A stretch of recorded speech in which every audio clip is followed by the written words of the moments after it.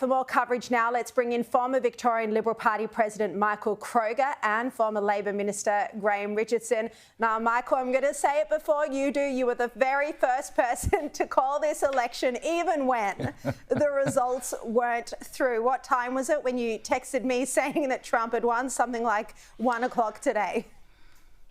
Well, no, it was obvious to me at 1:44 he'd won, and to those good folk at Fox News in America, he won all the 7 seats. There's not 4 in doubt. Trump won all 7. He's well into the 300s. Well, they haven't officially all been called yet, but I'm just... Oh, OK. All right. Yeah. Well, I officially declared them at 1:44. Trump had won. It was very obvious he'd won.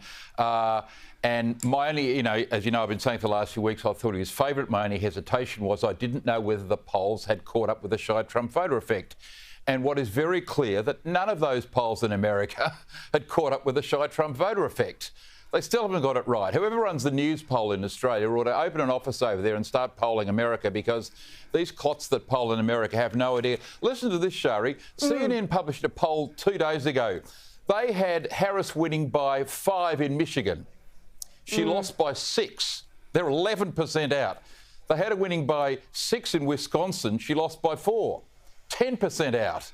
They all had her winning the popular vote. She's 5 million behind. And as Sean Spicer mentioned, this will go down in history, that the New York Times reported this poll in Iowa they described her as the revered independent pollster, Anna Seltzer, who had Harris winning by 3. She lost by 14. So what's the point of this? The point is none of those polls in America have ever been able to work out the shy Trump voter effect, which was why CNN and MSNBC hoodwinked all these people into thinking that Harris was just in front or very competitive, when in fact, as we know now, she was 4% behind. I think this result says so much as well about the attitudes of ordinary people. They don't want to be told what to do by celebrities. They don't want to be told what to do by the mainstream media outlets, by the political elite. They're going to vote their own way. And it was just such a devastating result for the Democrats from that perspective as well. Now, Graham Richardson, I have to say to you, commiserations, because you were hoping Kamala would win. How devastated are you tonight? Oh, I think shattered would be a reasonable description. No, I think it's... I'm very sad about it. I thought it might go the other way. But, I'm full of admiration for Trump. It's not easy to lose the presidency, wait 4 years and come back. It's not easy to do. It takes stamina, and it takes the kind of character that will not ever take a backward step. And you have to admire that. Doesn't matter where you stand in politics. This is all Trump. He's had a brilliant win. And I think if I was a Trump supporter, the champagne corks would definitely be a popping tonight. Yeah, you imagine that a lot of, not just Americans, by the way, a lot of Australians would be celebrating, watching television tonight as we speak. Now, I bet that your mate Albo will be just as devastated as you are, Richo. But here he was tonight reacting to the news. Have a look. The relationship between Australia and the United States is an important one for our country. It's a relationship that's important to our national security, to our economic trade, but importantly as well, it's one based upon democratic values. And I look forward to working with the incoming president, as I have done with President Biden, in Australia's national interest. Michael Kroger, there is no question this will be a nightmare scenario for Anthony Albanese and his government. Well, it's a very bad result for Albanese, because it shows that the working middle class that we talk about a lot on Sky are not intimidated or influenced by the elites. Look at the Voice campaign if you want any more proof of that. They've drained the swamp again in America, and all those pop stars like Taylor Swift and Beyonce and Oprah Winfrey and Bruce Springsteen and all these people wallowing around in the swamp. When you're working 3 jobs and can't make ends meet, you really don't want to be lectured to by a pop singer or a TV star. You really don't, right? You really don't. That's why Trump's people were working class people, right? Mark Cuban's in a different category. But Dana White, Hulk Hogan, Bryson DeChambeau, Joe Rogan, the people he had behind him, have far more in common with the working class. But Albo's biggest problem at the minute is Kevin Rudd. So he can't sack Rudd, nor will he. But Kevin Rudd ought to do the decent thing for his country and resign as ambassador.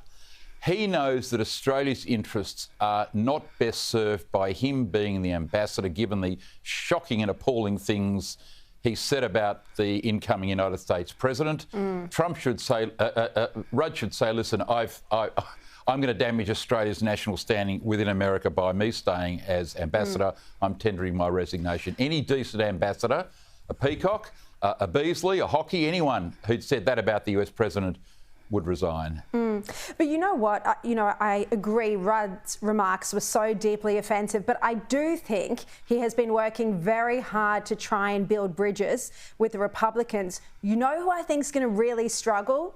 Bit late, Shari. Sure. But Penny Wong will really struggle, because already there was this schism opening up between Australia and the United States on various policy issues, Israel being one of them. You saw that with our United Nations vote, and that was under a Biden administration.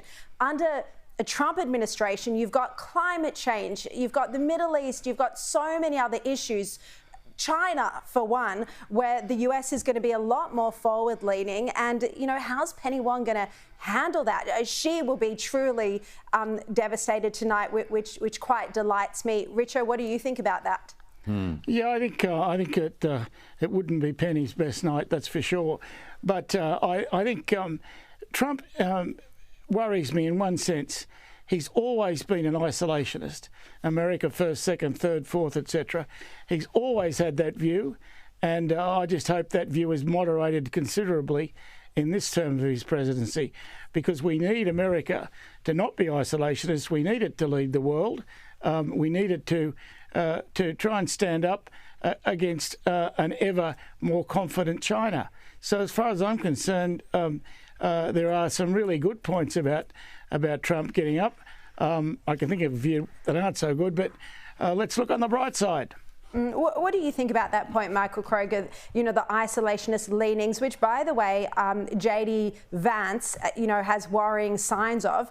I think there are other very strong Republican figures who set the tone for foreign policy in the last administration. Mike Pence, Mike Pompeo, Michael McCall, a lot of those figures who really made sure that America still was the leader of the free world when Trump was president in 2016.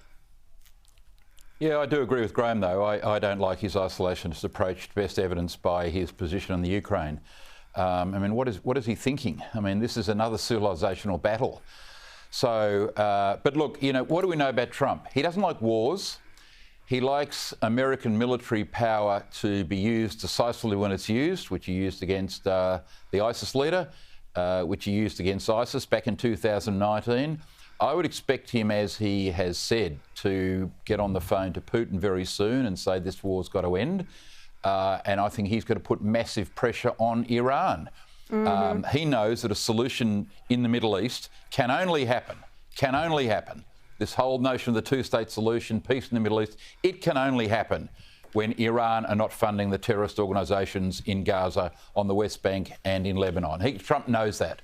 And so I would think Iran are going to be under great pressure sooner rather than later. I think he's going to be a success on foreign policy. The Abraham Accords, which we've talked about before, were a brilliant step forward. And I think he will probably, more than any other president in the last 20 or 30 years, he more than anyone has a hope of bringing some kind of lasting peace to the Middle East. Yeah. All right, let's hope you're right on that point. Michael Kroger, Graham Richardson, thank you for joining me tonight.